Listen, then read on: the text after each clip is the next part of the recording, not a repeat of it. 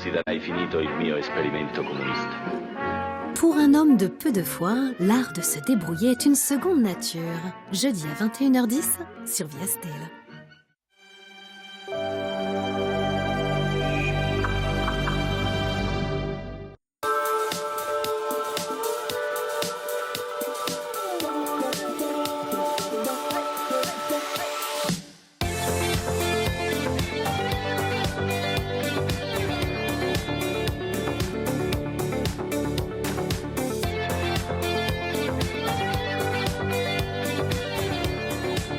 Bonsoir à tous, soyez les bienvenus au Rendez-vous, votre magazine culture et société. Si je vous dis la soucoupe volante et le perroquet, vous me dites l'émission Striptease, évidemment. Ce soir, retour sur cette épopée télévisuelle avec Marco Lamanche, co-créateur de l'émission qui vous déshabille. Dans un livre éponyme, Marco reviendra sur les intentions et les méthodes de réalisation.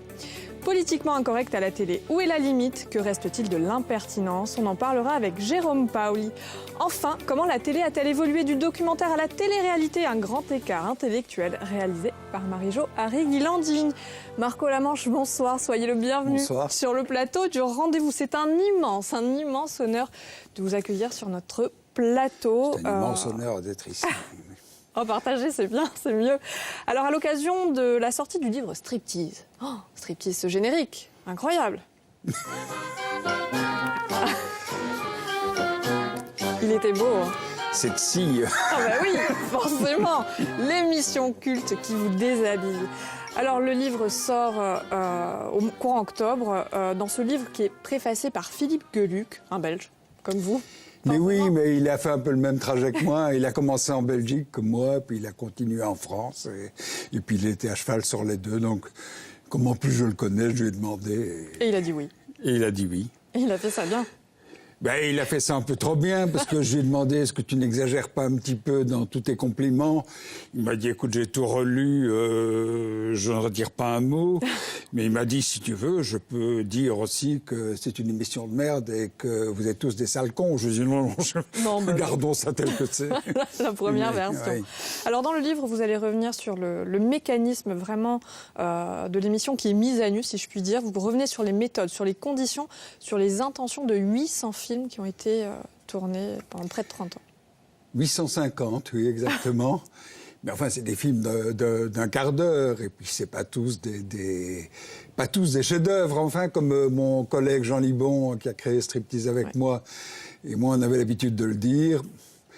Sur 850 films, il y a peut-être un tiers qu'on n'aurait jamais dû faire, un tiers qu'on aurait pu faire mieux. Mais il en reste quand même un bon 250 qui sont formidables. Grandiose. Grandiose. Bah oui, nous aussi. Alors, un ovni télévisuel né dans les années 80 avec votre binôme, vous en parlez, Jean Libon.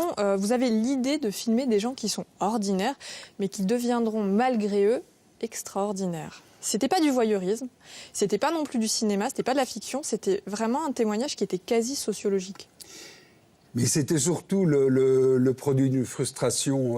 Jean Libon et moi, on a fait pendant de longues années du grand reportage. On s'est retrouvés en Irlande du Nord au moment où ça pétait, en Israël, aux Philippines, enfin aux quatre coins du monde. Et on avait une frustration, c'était de faire souvent de la radio filmée. C'est-à-dire que on faisait des interviews, parce qu'il faut aller vite et que souvent en télé on est obligé d'aller vite et de faire des interviews.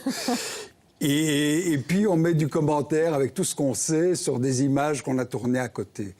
Et on s'est dit, en fin de compte, qui rend le mieux compte de la réalité? Est-ce que c'est la télé ou c'est peut-être le cinéma de fiction?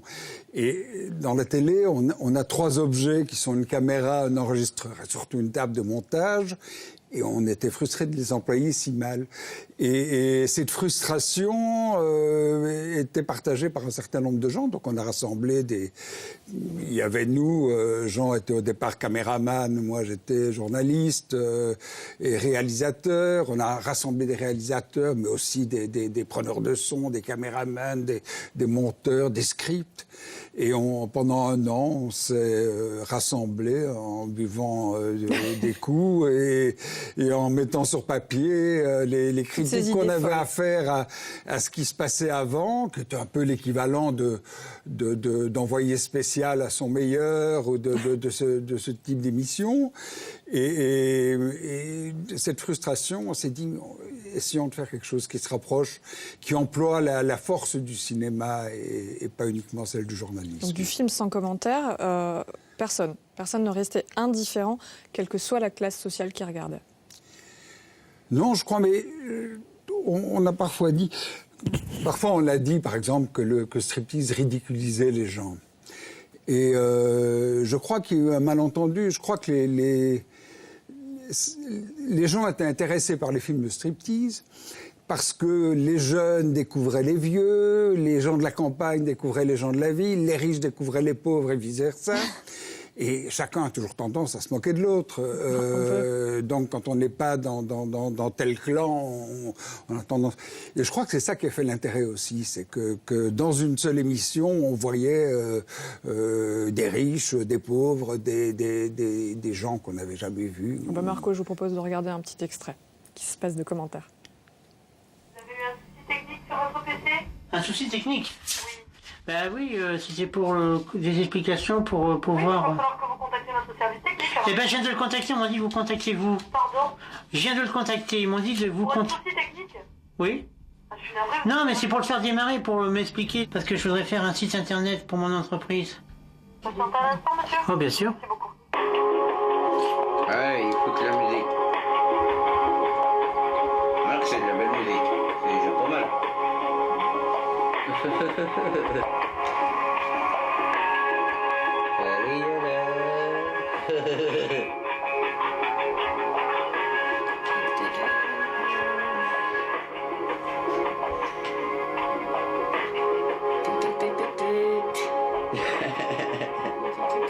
Regardez, fermez toutes les applications en cliquant sur la croix en haut à droite. Il y a En marqué... haut à droite, En haut à droite. il t'a dit. C'est par là-bas qu'il faut que je regarde. Oui, oui. Il y a marqué OK. Allô? Oui, monsieur. Il y a marqué OK. Il n'y a pas de flèche, hein? Fermez la fenêtre. Fermez la fenêtre. Bon, on va fermer la fenêtre. Elle ne veut pas se fermer. Elle ne veut pas se fermer, monsieur. Alors, vous allez avec Attends. votre souris sur la croix qui est en haut à droite. Eh ben oui, mais il y a marqué... Attendez, excusez-moi. Il y a Alors, marqué... sur la croix qui est en haut à droite. Sur Ah la oui, croix. d'accord, attends. Oui, ça y est, j'y suis. C'est en haut, sur la croix. C'est Sur bon la- Attendez, oui. Voilà, cliquez maintenant avec le bouton gauche. Voilà. Donc là, elle est fermée. Non, attendez, c'est en train de c'est en train de tourner, là, regarde. Excusez-moi, je parle... Faut encore clignoter ou pas? Il y a une croix en haut de la Oui, et j'ai mis et sur la croix, j'ai mis... flèche dessus. Eh ben j'ai mis la flèche, il y a marqué fermé. Et ben oui, maintenant vous cliquez sur le bouton. Eh ben oui, c'est ce que je suis en train de faire. Appuyez sur le bouton. Appuie sur le bouton, appuie sur le bouton. J'ai rien Quel qui fait, bouton monsieur. aussi? Appuyez sur les autres boutons. Sur lesquels? Je sais pas, monsieur, il y en a plusieurs. Il y en a que deux, là. Il y en a 50. Sur l'un et sur l'autre, essayez. Hein. Ah bah, taisez-vous et il explique, monsieur. Ah voilà, ça y est, il y a marqué accueil, imprimante, modifier la fiche. Mais ils peuvent pas te faire venir quelqu'un. Annulé. Annulé. Eh ben oui, forcément. Alors ça agace, ça énerve, ça émeut, ça attendrit. Mais ça a vengé tous mais les on gens rigole. qui ont découvert l'ordinateur et qui se sont cassés la tête. Mais c'est vrai, c'est une photographie de la société. On rit. Alors, on se moque pas, quand même? Un peu. Mais ça, Forcément. c'est chacun qui se moque. Je veux dire que si quelqu'un se moque, c'est son rapport entre lui et ce qu'il voit. Il y a des gens que ça fait rire, il y a des gens que ça fait pas rire. Alors, c'est celui Et qui puis- regarde qui se moque. En revanche, c'était pas l'intention de réalisation. Mais pas- Ça vous a même valu des disputes. Mais il y a eu à peu près 130 réalisateurs différents à Striptease.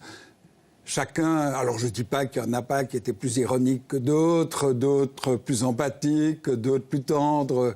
Donc chacun, comme dans le cinéma, quoi. Les gens, chacun avait son regard. Mais je crois qu'il n'y a jamais eu de volonté systématique de se moquer des gens. Alors parfois ça a été un peu ironique, parfois. Ce qu'il y a aussi, c'est que dans le documentaire qui souvent était si sérieux, on a trouvé que l'arme de l'humour n'était pas nécessairement à dédaigner. Donc, Dans les 800 films qui ont été réalisés, il y en a un qui a vraiment fait prendre un tournant à l'émission. Personne n'a oublié l'épisode de la soucoupe volante. Je vous propose qu'on regarde un extrait, on en parle après. J'ai déjà volé avec cette soucoupe, de toute façon, dans l'astral, c'est-à-dire des sortes de vols par la pensée. C'est qui n'est déjà pas si mal. J'ai déjà volé comme ça avec cette soucoupe, même qu'elle n'est pas terminée. Faut pas croire que cet engin est né du ciel comme ça. Il est né sans rien. Hein. Pas obligé que j'ai pas fait de plan pour faire cet engin. Bon, il est là, mais il n'y a jamais eu de plan de fait. Hein. Et puis, c'est une conception qui me vient comme ça. Si celle-là, ça réussit qu'elle revienne, le gouvernement va nous aider. Mais vous savez, elle va coûter aussi cher une fois qu'elle sera faite, avec tous les trucs qu'il y aura dedans, les tableaux de bord et tout le merdier. Hein, elle va coûter aussi cher qu'un avion. Pas comme le Concorde, bien sûr, mais elle coûtera aussi cher qu'un avion ordinaire. Bah oui, forcément. Pourquoi ce numéro, il a tout changé? Mais je ne sais pas s'il a tout changé. Beaucoup de choses. D'abord, il est très drôle. C'est vrai que des gens qui construisent une soucoupe volante avec un moteur en papier mâché et en cuivre, tout ça en plein milieu des Charentes. Oui, enfin, ils vendent des poireaux sauvages. Mais c'est d'abord quelque chose de très poétique. C'est un rapport entre une mère et son fils. Alors, c'est très drôle, c'est fou, mais je crois que c'est tendre aussi. Mais alors, pourquoi ne pas faire sur 850 films? On a fait quelques films sur des fous, entre guillemets.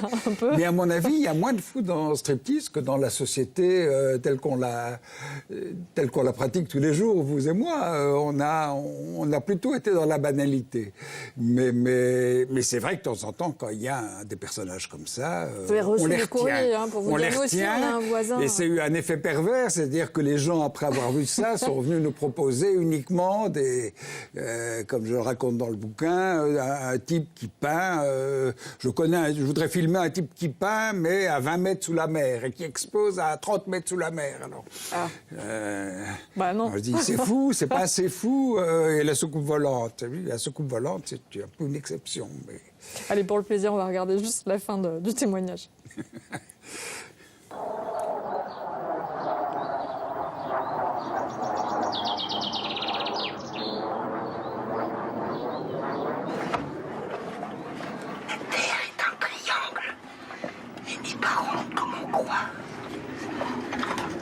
Comment ça marche? Paranormalement. Ça veut dire quoi? Paranormal, par l'esprit. Et ça, c'est le qui. Quand tu pencheras la main. Tu pencheras la main pour descendre, pour tourner et tout.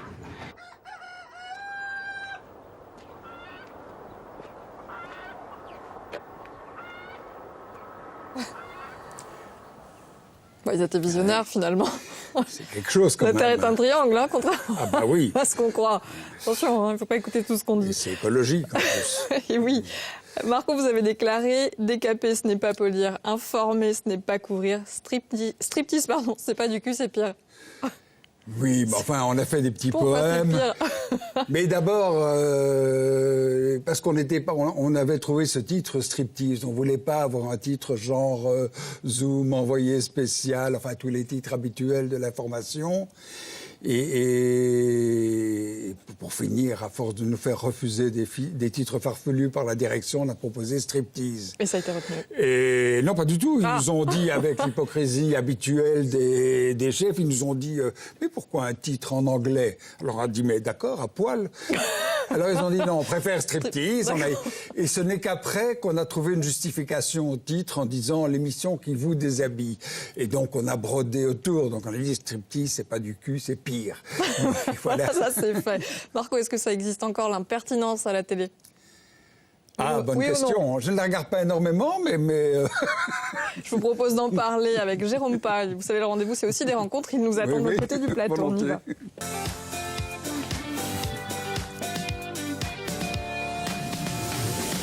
Mon cher Jérôme, bonsoir. Vous nous attendiez sagement. J'écoutais. Ça vous je a fait riais rire beaucoup. Aussi. Hein.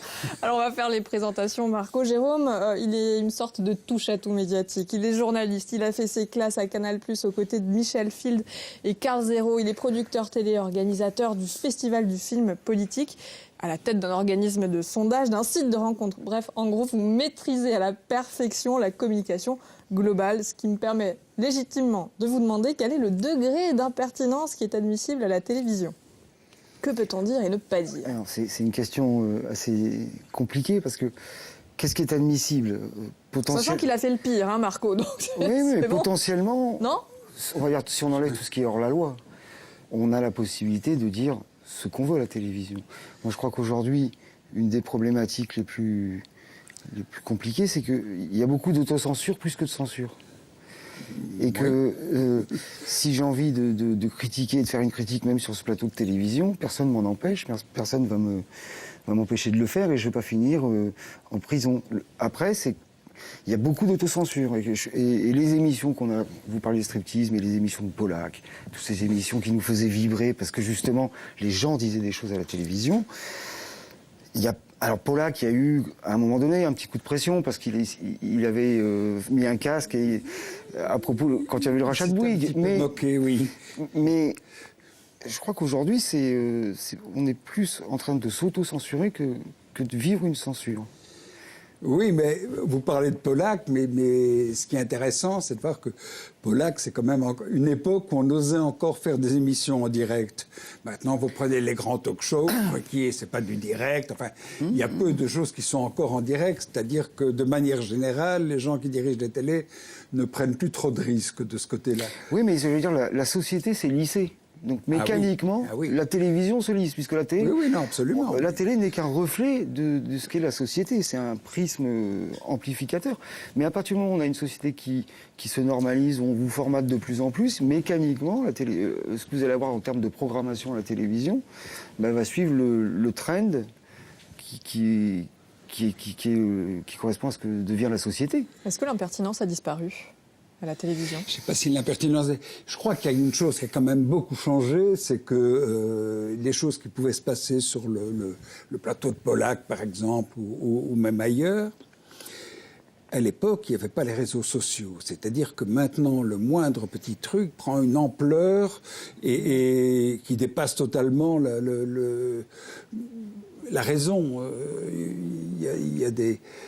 Chaque fois, la moindre petite chose, le moindre petit écart de langage est amplifié, repris par des groupes de pression dans un sens ou dans l'autre.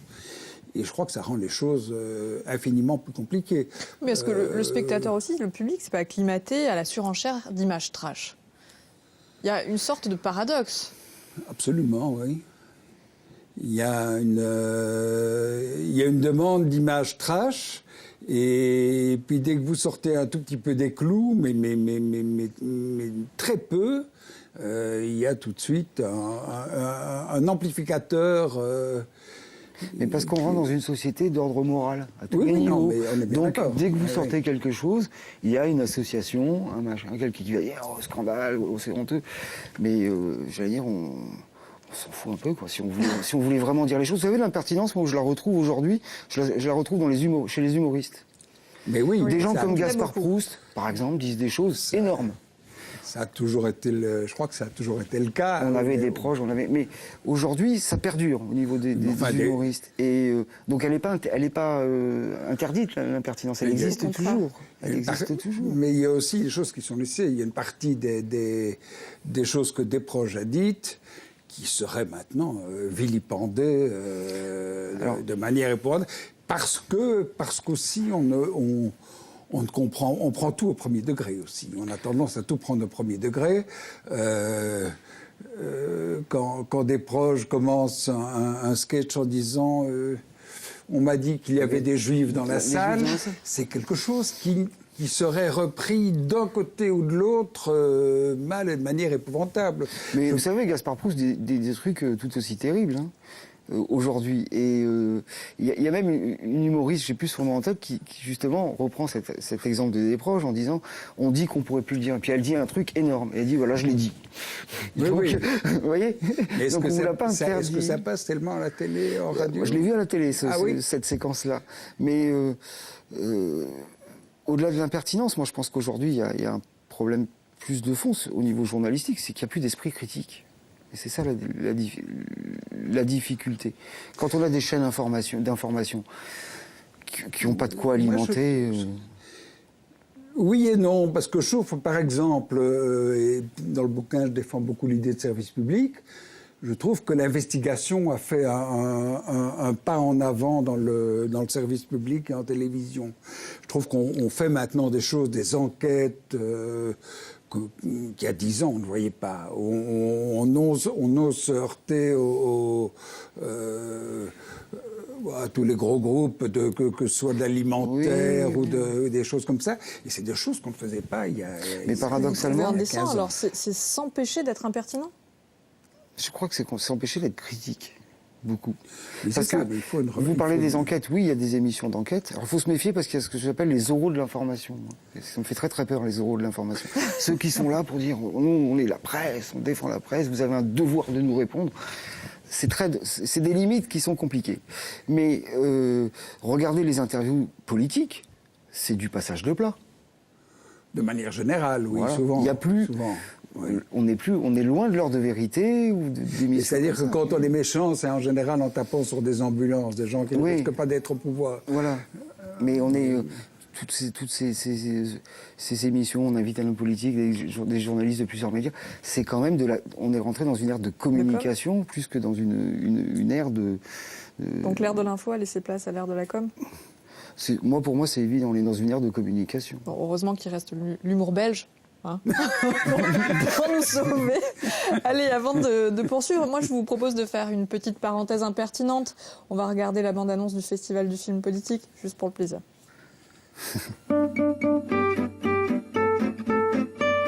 Politique. Acteur. Politique. Oh là, acteur. Acteur. Politique. Politique. Non, acteur. Acteur. Mauvais acteur. Lui, hors concours. 74% des Français estiment que les hommes politiques sont des acteurs. Si les politiques font du cinéma, l'inverse est également vrai. Les acteurs font aussi de la politique, dans des films politiques. C'est pour cette raison que nous avons créé le Festival du film politique, avec pour cette 2e édition, 6 films en avant-première et 6 documentaires, soit 12 bonnes raisons de nous rejoindre à Porto Vecchio du 25 au 28 octobre. Soyez nombreux. Merci. Le rendez-vous est pris. Allez, pour finir, comment la télé a-t-elle évolué mal? Peut-être du documentaire à la télé-réalité, c'est vous qui avez la réponse et le résumé, Marie-Jo. Bonsoir, bienvenue. Oui, enfin, je ne sais pas si j'ai la réponse, mais on peut se poser des questions en tout cas.